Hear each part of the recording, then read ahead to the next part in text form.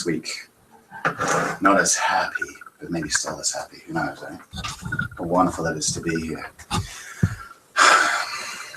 Well, thank you for joining us for this broadcast. It's great to have you here. And if you're ever in the Saskatoon neighborhood, come by, join us, and we'll promise you there'll be an amazing welcome.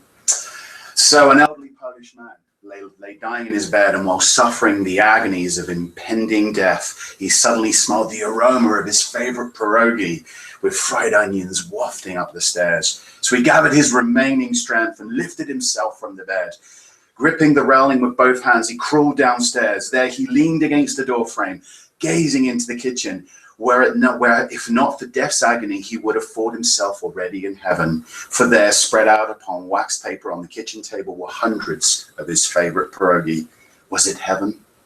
Or was it the one final act of love from his wife of 60 years, seeing to it that he left this world a happy man? He threw himself toward the table, landing on his knees in a crumpled posture, his parched lips parted. The wondrous taste of the pierogi was already in his mouth, and with a trembling hand, he reached up to the edge of the table when suddenly he was smacked with a wooden spoon by his wife. "Back off! There for the funeral!"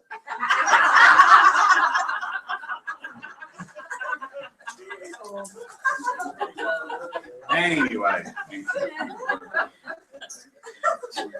So today I want to talk about expecting a normal. Expecting a normal. What might I mean by that, eh?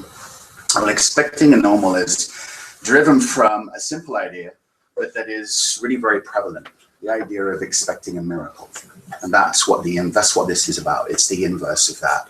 There's a common thinking about miracles, right? It'll take a miracle. The idea of miracle is really, I think, from the Western civilization perspective, is probably driven a lot out of the Bible. You know, the miracles that Jesus performed. And at the same time, though, there was a lot of sort of thinking around faith, and have faith and you can expect miracles. But when I got thinking about that, I realized, well, miracles are it's a way of looking at things that there's a subtle illusion in it. Because to think about a miracle is to think of an exception, is to think of something special. Yet, really, what if everything that we experience is a miracle?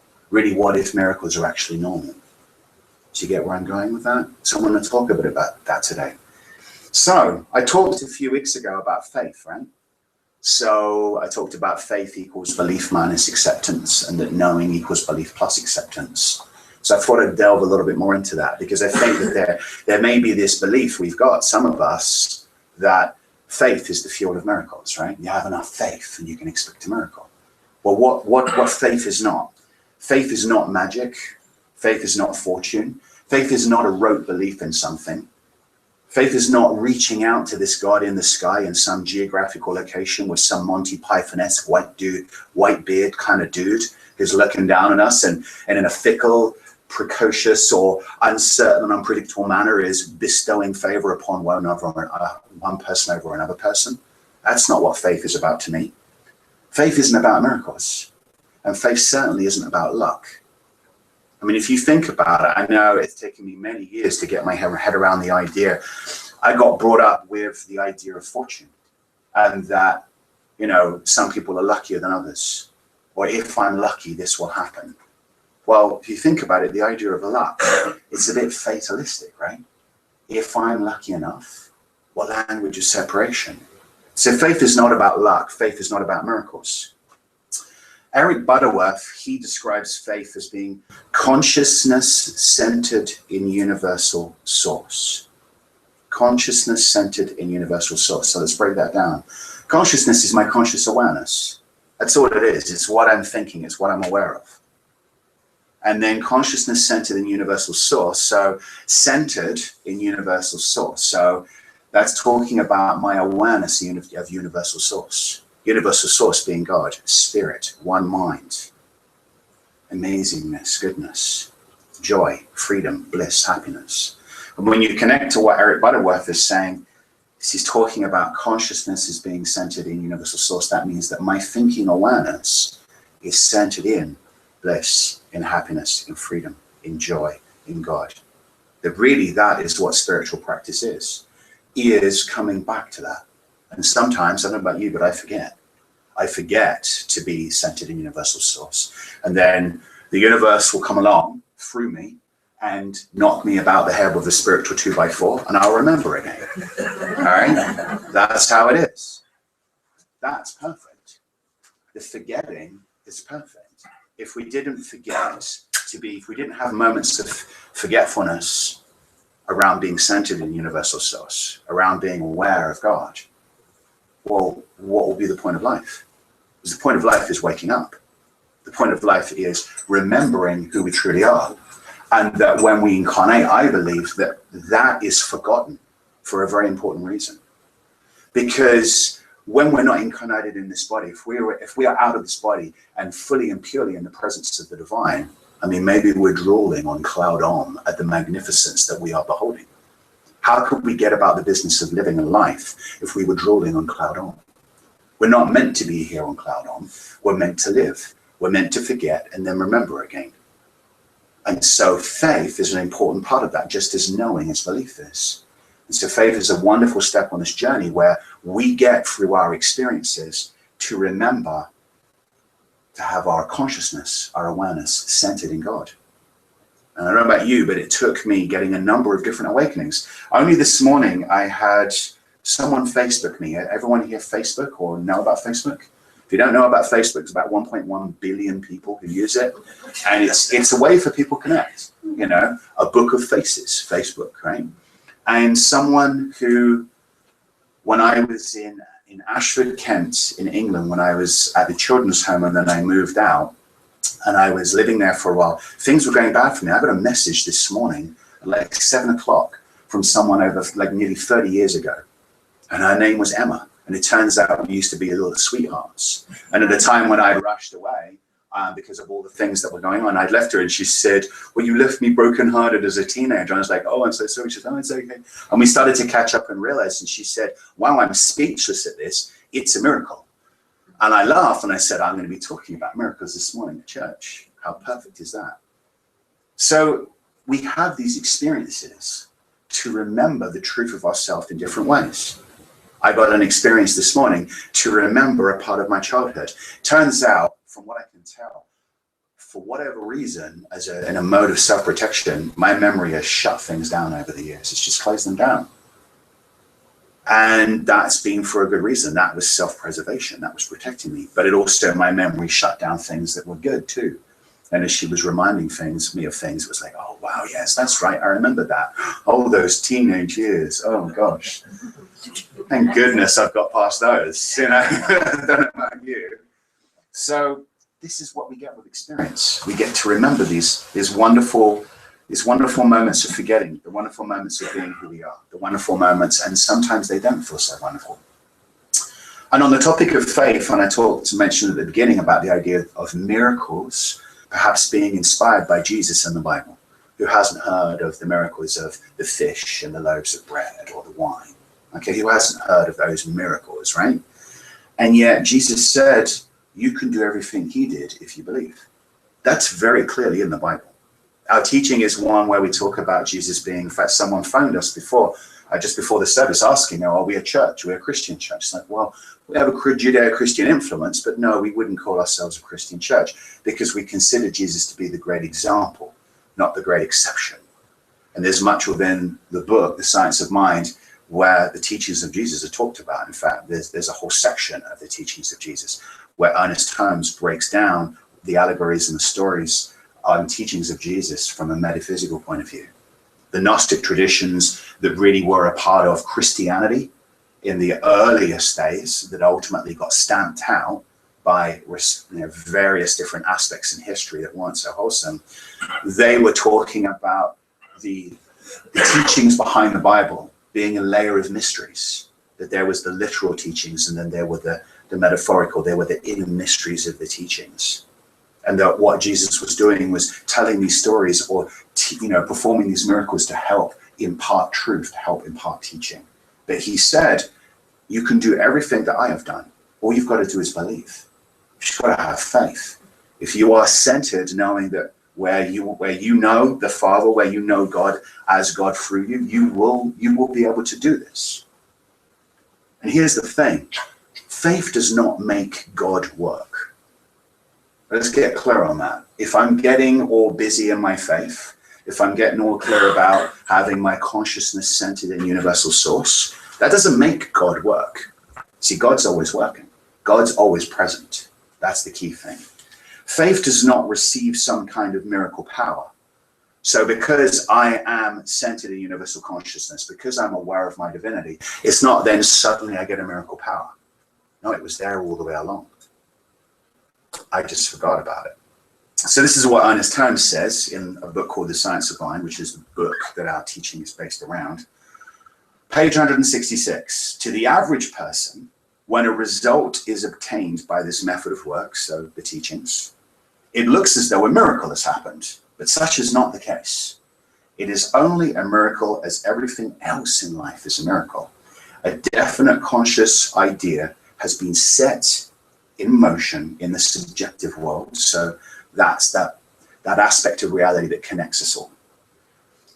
The conscious idea has been set into motion in the subjective world, which accepts ideas at their own valuation and tends to act upon them. But here's the thing. So, what we call miracles are really normals. Now, there's an idea. I want to talk to you a little bit about the consciousness of limitation. What do I mean by that? First of all, let's start with that assumption that there are no limitations. Jesus said, you can do exactly as I did if you just believe, right? So there are no limitations, but there is a consciousness of limitation. Now, how did I define faith? As being a consciousness centered in universal source. So a consciousness of limitation is the extent to which my awareness is not centered in universal source. It's not just what we do, it's what we think, it's what we feel. It's the relationship we have with the world around us, with things, with people. And it's the consciousness of limitation that we bring to us. So I'll give you a little example of what I mean by this. You're familiar with the idea of a dimmer switch, where you can dim the light, okay? So when you turn the dimmer switch up, there's more light. And when you turn it down, there's less light. So what's happening is the power is flowing and is reduced when I turn it down. And when I turn it up, the power then there's a stronger electrical current that goes through and increases the lights. And here's the thing, there's no miracle involved with flooding the room with light. Do you get that? That was just my choice to turn it up. So when I turned it down, I've got a stronger, deeper consciousness of limitation. And when I turn it up, I'm dissolving that consciousness of limitation. So I can make a choice to flood the room with light. And here's the thing that follows that. The power was present all the time. You're getting that? Is that helping it to anchor a bit more now, right? That's what I'm talking about. That we have within us that ability to choose to control the dimmer and to flood our lives with light, or to put the dimmer down. Now, in my case, when I think about what happened this morning and someone reaching out to me through Facebook, I realized that my, I suppose, subconscious tendency to shut things out because I was just so bad at as a child was a form of protection. And in a way, it allowed me to not have my world filled with dark. So there's lots to the psyche, there's lots to the mind. And in 20 or so minutes, I can't really get into the depths of what's going on there. But what I want to convey of what I want to convey and what I want to focus on is, well, what is faith? Faith is the positive act of turning on, right? Turning on that dimmer. Faith is you accessing a power already within you. So it was already there. It was always there. You just forgot. And then there are moments in our lives when someone or something or some event, some circumstance reminds you of that. It can be as obvious as my talking about the dimmer switch today, through to something that no longer serves us falling apart, whether that can be divorce, bankruptcy, or health. That seems to be a story I hear in some form or another. The people were brought to some crisis to wake them up. They had some form of death, some health crisis, some financial crisis, some relationship crisis, or some job crisis. Something happened to stop people. I watched as I went through ministerial training. There ended up being 15 of us that graduated. And I watched all of us some part of our life fell apart because spirit was making room for more light. There was spirit through us was making room for stuff to happen. A relationship and a marriage of mine dissolved, yet I watched a career and the work that I was doing expand. I watched other people's where their jobs completely dissolved and their careers completely changed and their relationships expanded. What was right and perfect for each and every individual. And all of us were accessing the idea of a power already within us. So we have these events that come around through us to remind us. These are experiences to wake us up if we're not paying attention, if we're not turned on. Here's another thing for you. Rather than talking about believing in, why not talk about believing from? Think about that. Rather than talking about believing in, believe from. Believe from the power that's already within you. Believe from the magnificence that you already are. Believe from the unlimited possibilities that you already have through you. Believe from that place rather than believing in it. On page 171 in the Science of Mind, Einstein says, there is only one law. You can set it in operation for yourself if you understand its nature. And sooner or later, you must come to understand and make conscious use of this law. Sooner or later, you must come to understand and make conscious use of this law. So what Ernest Holmes is hinting at there is the idea that at some point we will come to see things the way that we need to see them, that inspire us, that connect to us, that we, whether it's that feeling or that sense or that certainty. You've shown up here today because at some point you've started to realize that what was going on before wasn't quite working. So now you're recognizing that there's an idea bigger than just me, myself, and I, and you're looking to be aware of a greater idea, and you're connecting for community and for spiritual nourishment, and you're waking up and you're starting to make conscious use of this law, of this truth that's always present. And what we're doing with the Centers for Spiritual Living and the various tools and spiritual practices and community, just to remind you about the dimmer switch, to give you tools on how to repair it, on how to maintain it, how to make sure that it's working good. Maybe we need to look and sort of understand how's the wiring. And that's a lot of the time what happens when we go through classes and book studies and stuff like that, is that we start to realize, oh, the wiring's a bit rusty, or the switch is, it's a bit knackered. Maybe we need to replace it. And that's okay. That's a part of life too, because there's a joy in deconstructing the old wiring and the old switch and looking at it and working out, oh, look at that, it got corroded over there, or that got a little bit battered too hard, or it was turned off too furiously too many times and I broke it. Okay, good to know. All right, let's fix it again. Interestingly, the Hebrew word for I is ayin, A-Y-I-N. And literally translated, that means fountain. It's kind of interesting, right? The eye, fountain, that through us, people talk about the idea of the eyes of the soul and the idea of seeing life and seeing the truth. It's so important. Another thought for you. Your intention does not become so because you affirm it. Your affirmation works because it is true. Now, it sounds a bit cryptic, but simply put, when we talk about affirmation, I am healthy, when you know that that's already true, there's the power. When you think, oh, because I am healthy and because I'm affirming, I'm healthy, that makes it true. No. That's not how it works. Your perfect health was already present. The only thing that got in the way of that was the fact you'd turned the dim switch down before. The fact that you had spent perhaps, many different times and moments not centered in universal consciousness. That's why you'd not felt connected. So your affirmation works because it's true. I have a knowing that as we come together in this community, what I'm watching happening is we're starting to grow. I know that this afternoon we're going to be coming together. We've got a leadership development workshop starting at 1 o'clock, going through to 4 o'clock. If you can stay, it'd be wonderful. Got a lot of workbooks, and this is just the start. We're going to do this on the last Sunday of every month. And so through the summer, we're going to have workshops to train. And then come September, then we'll be moving into the next phase of that. So through the summer, we're actually going to have education, because it's not just leadership development stuff, it's spiritual stuff as well. And there'll be a great chance to sit down and to talk about different ideas and to, just acquire some knowledge that you may or may not have had, and to sort of take that into the rest of your lives. So to me, that is a reflection of an affirmation that I already know to be true, that we are a vibrant spiritual community. that we are spiritually nourishing each other, that we are coming together in community around spiritual practice. And that as the spiritual leader of this community, it's my job to model that clarity, that consciousness, and to support each and every one of you in this. I know that we met last week as the board. The board came together, and it's pretty much a new board. And I know we've got 4 board members right now. We need a 5th. So I have a knowing that there are more people that are stepping into board service.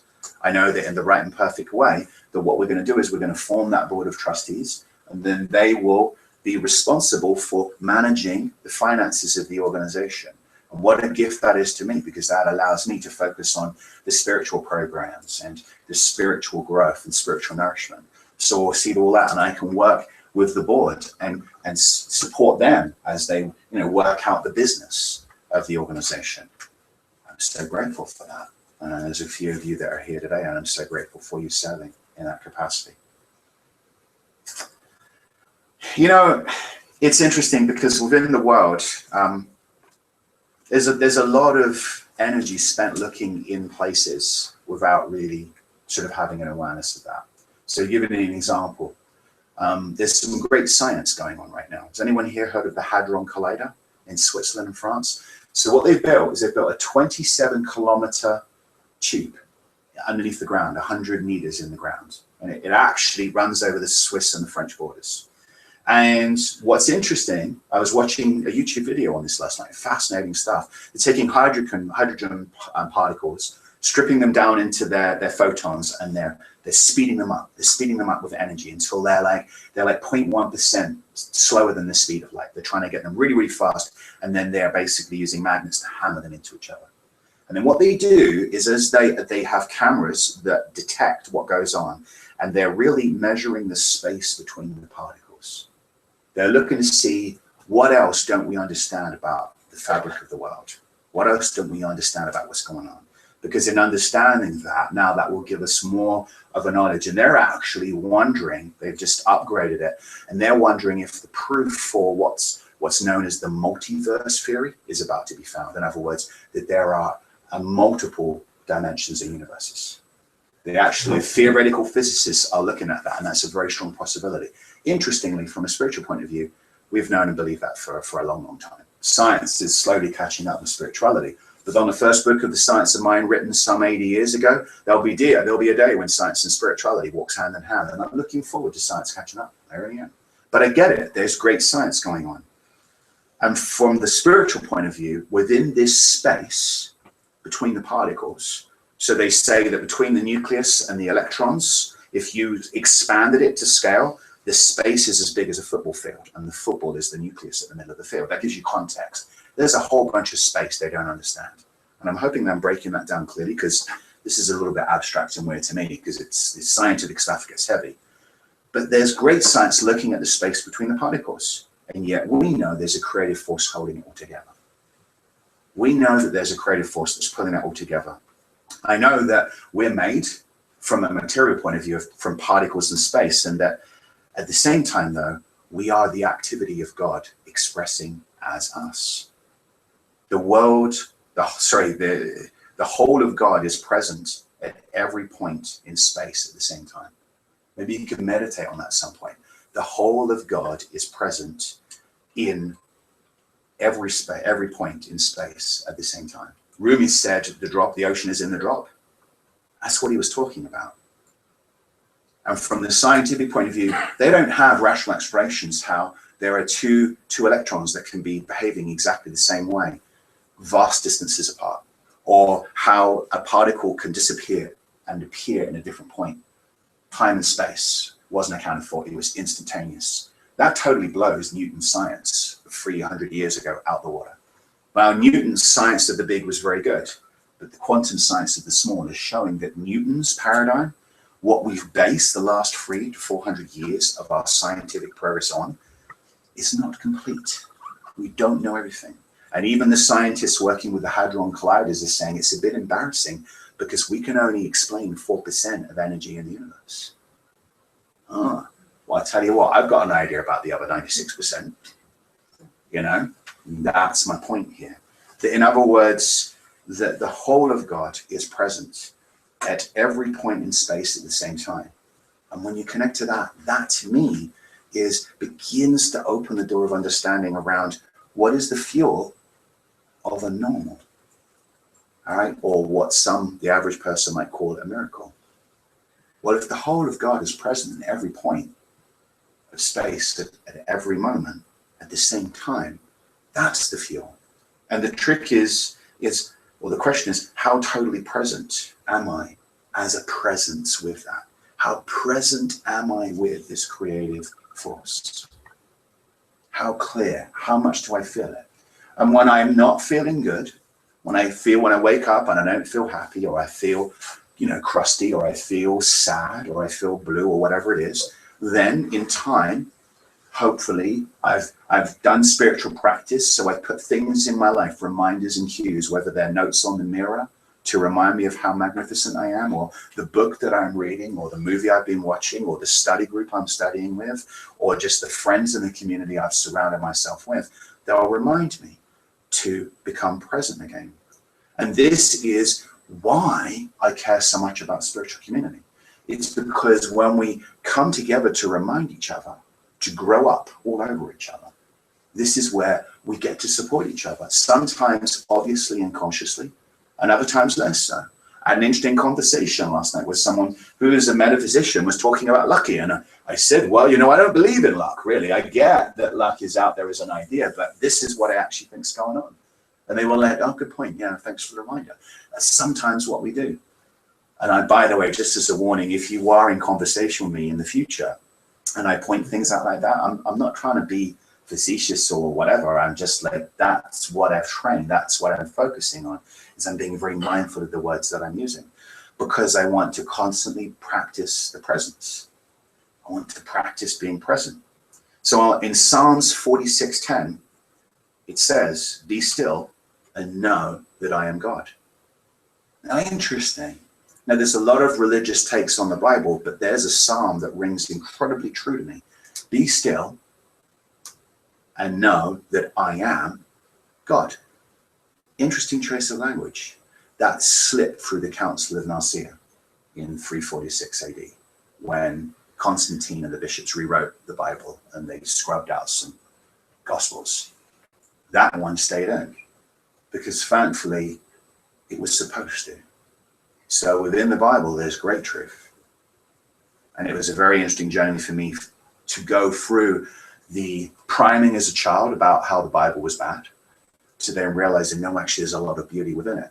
And in Psalms 46:10, be still and know that I am God. That's great truth when you connect with the idea, I am God. Say it with me. I am God. There you go. That's spiritual practice. So spiritual practice and expecting a normal comes down to this: a steady effort, a persistent spiritual practice to know I am God. And that can be your meditation. It can be as simple as that. You could say 1,000,000 times, I am God, until you feel it. You said it enough times when you feel it. If you don't feel it and you need to get on about doing something worldly in the morning, then go about and see your worldly responsibilities, and then set an alarm to remind yourself. I've seen the Apple Watch adverts where they talk about, I saw it on the television last night, and it's like, now time to stand up. I'd like to have an alarm that says, now time to repeat, I am God. Think about it. Set your alarm every hour. And it says, I am God. Remember, and you might even put something funny. Don't forget to say in your mind or out loud, I am God. Okay, thank you. Or on your phone. There's lots of different tools we can do. Begin from the assumption of the presence in which you live and have your being. And you will get to expect many, many normals. I love and I bless you. Beautiful stuff.